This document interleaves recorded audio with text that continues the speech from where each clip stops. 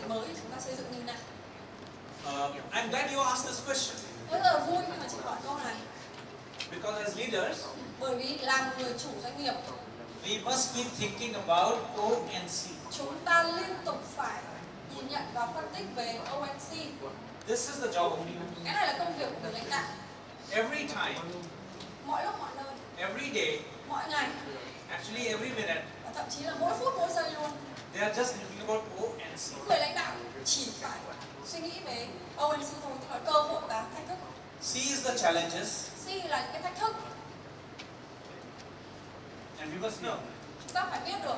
If I ask you, what are your challenges today? Bây giờ nếu tôi hỏi là bây giờ anh chị đang gặp thách thức nào? What are your challenges? Vấn đề gì, thách thức nào? You would know. Thì chúng ta phải biết được. Your team knows. Đội nhóm của chúng ta phải biết. And therefore you're always trying to solve problems. Đấy, chúng ta luôn luôn giải quyết vấn đề đúng không ạ? For last 2 hours we are talking about challenges. Trong 2 tiếng vừa rồi chúng ta chỉ có nói về các vấn đề thôi mà.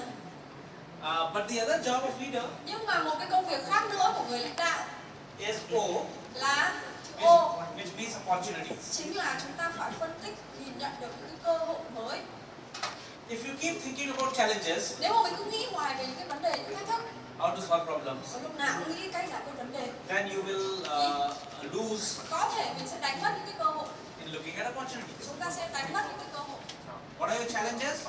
Thách thức của chị là gì? Well, I'm not focusing on challenges. Tôi bây giờ tôi không tập trung quá nhiều thách thức. I am focusing on opportunities. Tôi đang tập trung vào những cái cơ hội mới cơ. I don't have many problems to solve, Bây giờ tôi không gặp quá nhiều vấn đề. but I have to focus on creating new opportunities. Là tôi phải tập trung vào việc phải tạo ra những cơ hội kinh doanh mới. Usually you work both. Thường là mình làm việc trên cả hai cái I have got như few vậy. opportunities. Bây giờ tôi nhìn thấy một vài cái cơ And I hội got của few tôi challenges. và tôi cũng nhìn thấy một vài cái thách thức của tôi. So let us look at opportunities. Bây giờ xem cái phần cơ hội này như thế nào. So then these are called, I think, 7 steps Cái này sẽ có of monetizing 7 bước, opportunities. 7 bước để biến cái cơ hội thành những cái cơ hội kinh doanh này, kiếm tiền như monetize. So which opportunity are you working on? Bây giờ chị đang có cái cơ hội gì? So each one of you may be having some opportunity or not. Thì mỗi một người sẽ nhìn nhận được rằng là trong ngành của mình nhìn thấy những cơ hội nào. And like you said, you are looking at an opportunity of plastic Giống như chị nói, bây giờ chị đang muốn chuyển sang một cái ngành cái sản phẩm nhựa cung cấp cho những công ty ô tô không chị? or for household goods, Hay là những cái sản phẩm trong hộ gia đình, or plastics for furniture. hay là những cái sản phẩm nội thất vân vân. There are many new opportunities you might be looking at. Có thể là mình đang nhìn nhận những cơ hội, rất nhiều cơ hội như vậy. How are you monetizing them? Nhưng bây giờ làm sao mình biến những cái cơ hội đấy thành tiền được? How are you converting this opportunity Làm sao tôi chuyển đổi những cái cơ hội này into money for you? thành tiền cho mình? That's what is called the 7 steps. Cái đấy gọi là cái 7 bước để biến cơ hội thành tiền. So it starts with an idea. Nó sẽ bắt đầu từ một cái ý tưởng. Idea. Một cái ý tưởng. So she has got an idea. Bây giờ chị có một cái ý tưởng. Because the plastic components for printers and those products is dropping. Bây giờ là người ta thấy một cái xu hướng là máy in, người ta không, những cái sản phẩm nhựa cho máy in nó không phát triển được nữa. I have got an idea. Bây giờ tôi có một cái ý tưởng mới. I can build my plastic parts for other industries. Và tôi có thể xây dựng những cái sản phẩm nhựa của tôi cho những ngành khác. So, but it's only an idea. Nó mới chỉ là một ý tưởng thôi. Idea is not money. Ý tưởng đâu phải là tiền đâu. Idea is idea. Ý tưởng vẫn là ý tưởng mà thôi. So now you move to what is called value. Thế thì bây giờ mình phải biến nó thành một cái giá trị. So now, value basically means Giá trị có nghĩa là cái gì ạ? what problem of the customer you're going to solve. Là chúng ta sẽ giải quyết vấn đề gì cho khách hàng. So what problem of the customer are you going to solve? Chúng ta sẽ giải quyết vấn đề gì cho khách hàng. So you're looking at Thế thì chúng ta substituting metal with plastic. giả sử như chị đang giải quyết cái vấn đề là những cái sản phẩm nhựa thay thế. So maybe that's the problem you're trying to solve. Có thể đấy là một cái vấn đề mà chị giải quyết. Or maybe you're trying to solve the problem of customer Hoặc là chị giải quyết một cái vấn đề khác cho khách hàng. to make their car lighter. Chị giúp cho những cái xe hơi của khách hàng là nó nhẹ hơn bởi khi mà họ sử dụng sản phẩm nhựa của chị. And the plastic, Và cái nhựa which doesn't break, it doesn't crack. Và cái nhựa này nó không bị dễ vỡ, ví dụ như vậy. So you're creating a plastic that doesn't crack. Có nghĩa là mình tạo ra những cái sản phẩm nhựa mà nó không dễ vỡ. It's strong, it can bend, but it won't crack. Có thể bẻ được nhưng mà không bị vỡ, không bị gãy. So what problem are you solving? Đấy thì mình trả lời cái câu hỏi là tôi đang giải quyết vấn đề gì cho khách hàng. You know it. Mình biết, mình đều So biết. I don't have to talk about it. Nên tôi không phải nói quá nhiều cái này nữa.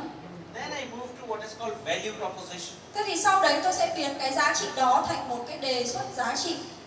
So I've got an idea.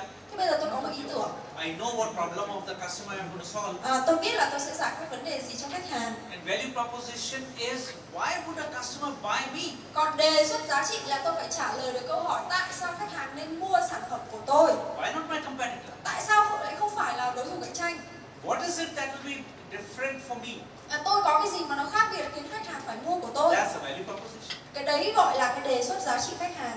My plastic is called smart plastic. Giả sử những cái sản phẩm nhựa của tôi gọi là những cái sản phẩm nhựa thông minh. Every plastic part that I supply Bất kỳ một cái sản phẩm nhựa nào mà tôi cung cấp cho khách hàng has a smart chip inside. nó đều có một cái con chip thông minh ở trong nó.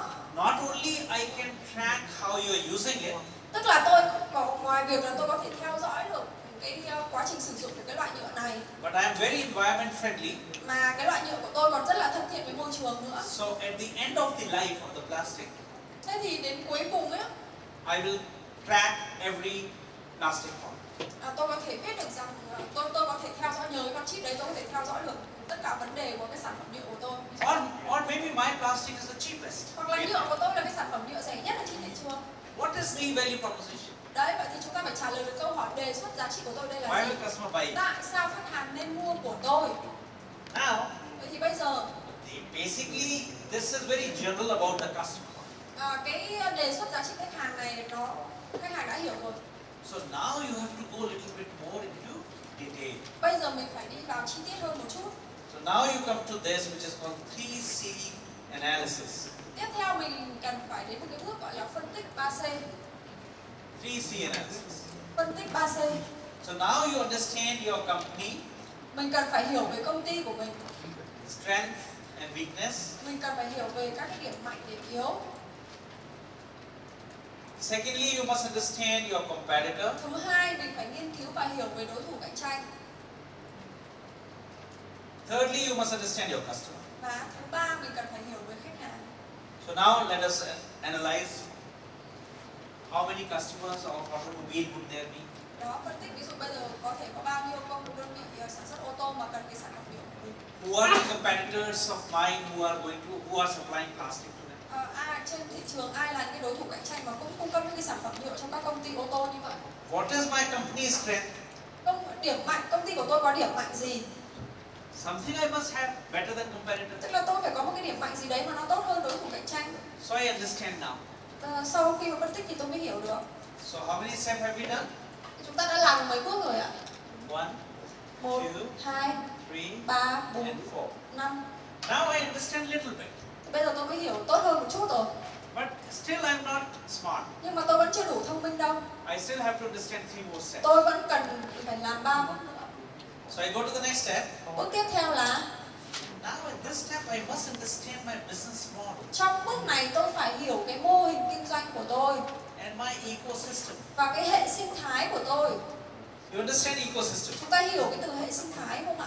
Ecosystem means my own supplier, Hệ sinh thái là tất cả những cái bên liên quan của tôi, ví dụ như là nhà cung cấp này, my logistic company, hay là cái công ty logistics, công ty vận chuyển của my tôi, customer system. hay là cái hệ thống khách hàng của tôi. This entire thing is an ecosystem. Toàn bộ những cái đấy nó nằm trong cái hệ sinh thái của tôi. For example, for Apple, Ví dụ như với Apple chẳng hạn, this phone is only one thing. cái điện thoại này nó chỉ là một thứ nhỏ thôi, But then there are apps. mà còn có những cái thứ khác nữa, ví dụ như những ứng dụng khác. So my ecosystem Thì toàn bộ cái hệ sinh thái của tôi is not just Apple as a company making phone, nó không chỉ là Apple, không chỉ là một công ty sản xuất điện thoại không, but Apple knows that their app developers must be mà really good. Apple biết rằng là những cái nhà sản xuất những cái phần mềm, những ứng dụng khác ấy, cũng là một phần trong hệ sinh thái của Apple.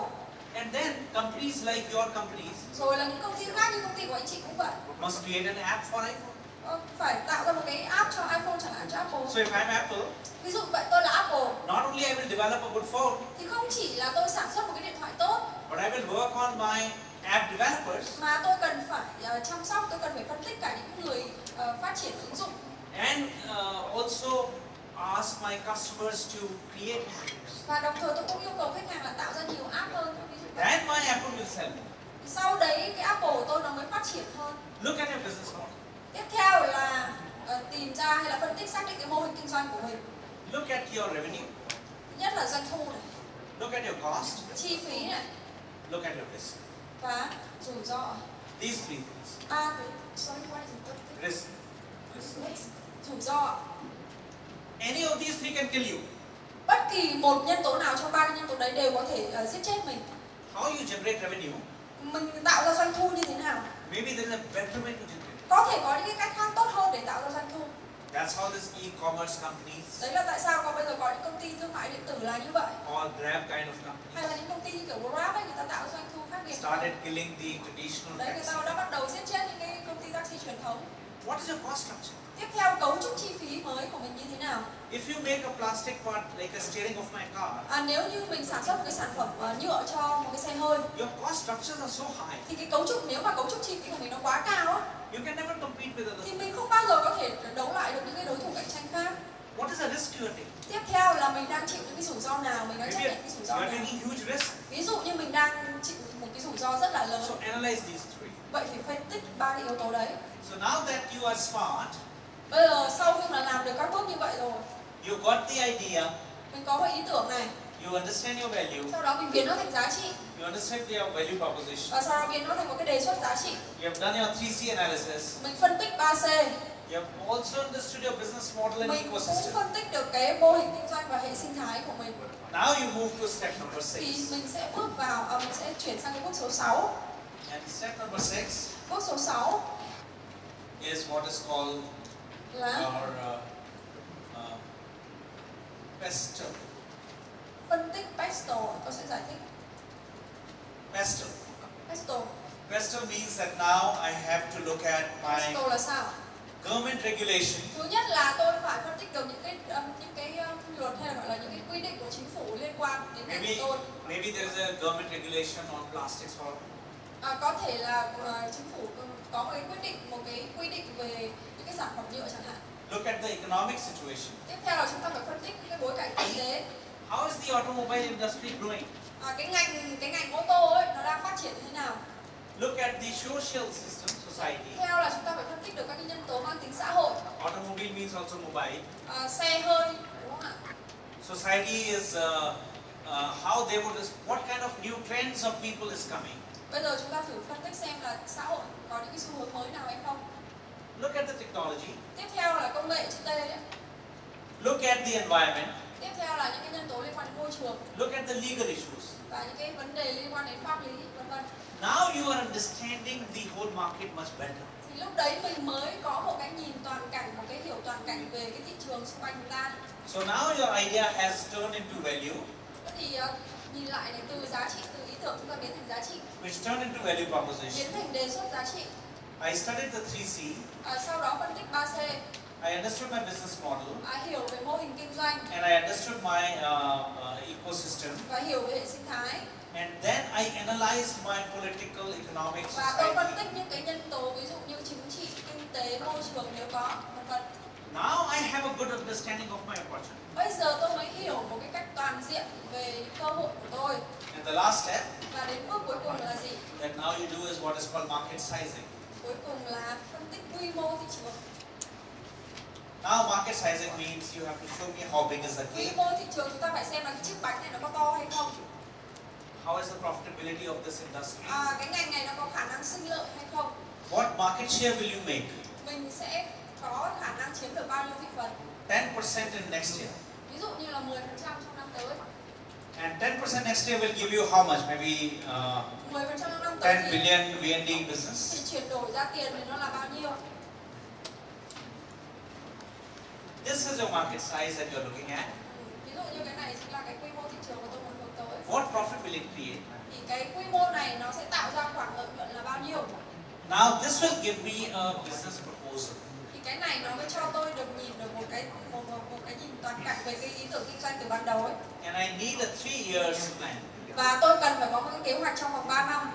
I don't want to enter unless I have 3 years plan. Trừ khi là tôi có cái kế hoạch 3 năm, còn nếu mà không thì tôi sẽ nên bước vào cái ngành này vội. Now we are ready to do business. Thì bây giờ mình mới sẵn sàng bước sang với ngành kinh doanh mới như vậy. Now once it is very clear that this is where I want to go. Tức là nếu mà sau khi phân tích tất cả những cái này, mình rõ ràng là đây là cái cơ hội của mình và mình muốn bước vào rồi. I have met competitors, I have met customers. Và sau khi đã phân tích hết đối thủ cạnh tranh, khách hàng, vân vân. I understand my company weakness. Tôi hiểu những cái điểm mạnh, điểm yếu của công ty tôi. I understand my business model. Tôi hiểu mô hình kinh doanh của tôi. I understand my revenue generation. Tôi hiểu xem, tôi biết được rằng là doanh thu của tôi sẽ đến từ đâu, cấu trúc chi phí của tôi như thế nào và những cái rủi ro của tôi làm ra làm sao. I have understood the overall economic situation. Và tôi cũng hiểu toàn bộ những cái bối cảnh kinh tế chính trị xung quanh ngành của tôi. I've done my market size. Tôi cũng đang nghiên cứu quy mô thị trường. And I understand how much market share. Và tôi cũng biết được rằng là cái quy mô đấy nó có thể tạo ra bao nhiêu lợi nhuận. That's typically how Đấy chính là cái cách businesses cái are tranh created. toàn cảnh người ta tạo ra một doanh nghiệp, một cái ngành kinh doanh mới.